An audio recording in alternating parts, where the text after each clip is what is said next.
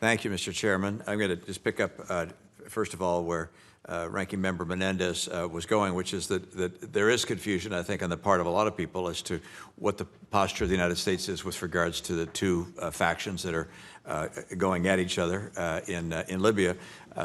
The sense of what we've heard from the President is he's inclined to support Haftar. The sense of the State Department is that they're inclined instead to support the government. Are we speaking with one voice yet? I mean, are the President and the State Department on the same page? Is there consistency in point of view? And if there is, can we communicate that better to the world and to the people in Libya? Thank you, Senator. There is no division. There is one U.S. policy on Libya. We support the GNA. We recognize the GNA. The LNA is a force on the ground, and we deal with them, we engage with them. The policymaking process is messy at times. I think we've seen that in the past, but we are all on the same page as far as our push for a stable and secure Libya, a support to an immediate end to the fighting, an end to external influence, and an involvement of foreign mercenaries in the conflict. We all support Ghassan Salama's efforts. We are working with the UN. We are supporting the Berlin process.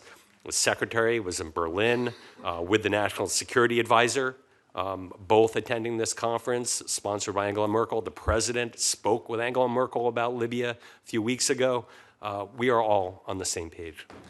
I think recently we've heard a number of people point out, I think correctly, that it is the President who sets foreign policy, not the State Department or anybody else. It's the President's choice, and I think it would be helpful if the President's posture with regards to Libya were communicated on a global basis, such that there was real confidence among our allies and those in the region as to where we stand.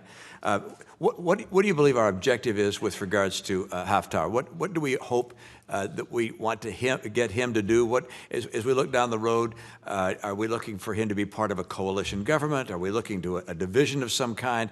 What are we trying? Are we looking for him to be defeated militarily? What are we trying to aim to do with Haftar? Thank you. It is up to the people of Libya to determine the future of Libya and what their future government looks like. Of course, but what would we like to see with regards to this conflict between the two? We want to see the GNA continue in the process. Right now, the mediation that is being sponsored, the 5+5 military talks, being led by Ghassan Salama in Geneva, with 5 representatives on the military side.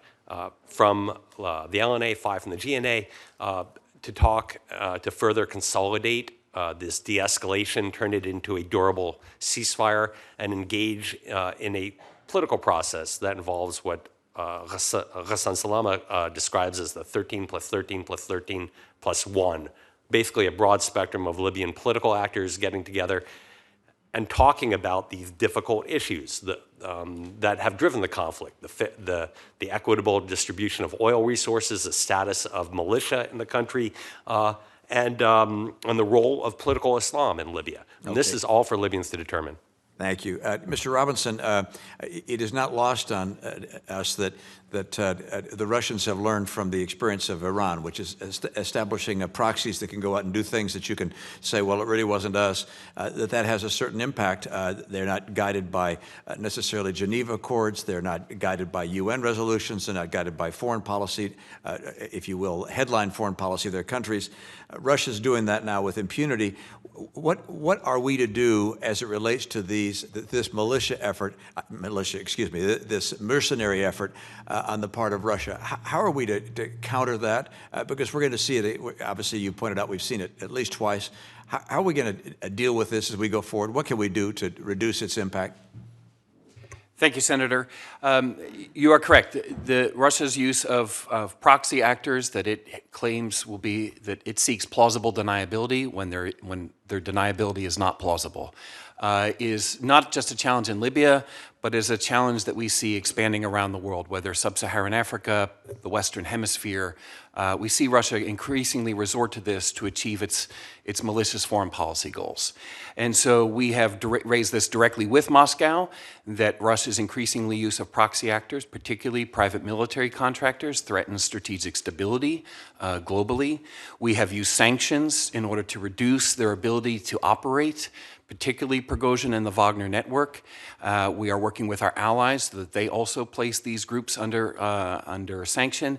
And importantly, to call out these activities, to publicly attribute them to the Russian government so that they cannot seek deniability. Thank you.